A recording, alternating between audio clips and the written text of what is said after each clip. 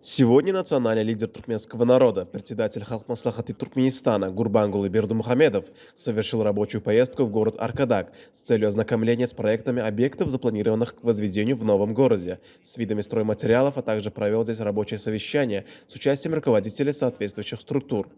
Ранним утром председатель Халк-Маслахаты Туркменистана прибыл в центр города Аркадак.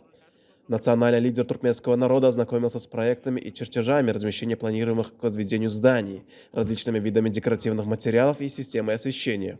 Среди представленных генеральный план детского парка города Аркадак, особенности системы освещения и виды скамеек, проект Государственного музея, его внутреннего декора и архитектурные макеты, проекты мечети, административного здания агропромышленного комплекса города Аркадак и варианты проекта комплекса сельскохозяйственного университета.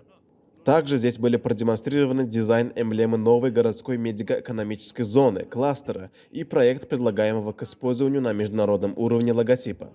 Ознакомившись с представленными здесь проектами, чертежами размещения планируемых к возведению зданий, особенностями декоративных материалов, герой Аркадак высказал ряд замечаний и отметил, что важными требованиями являются активное использование передовых технологий и передового опыта в строительстве, современное оснащение зданий различного назначения.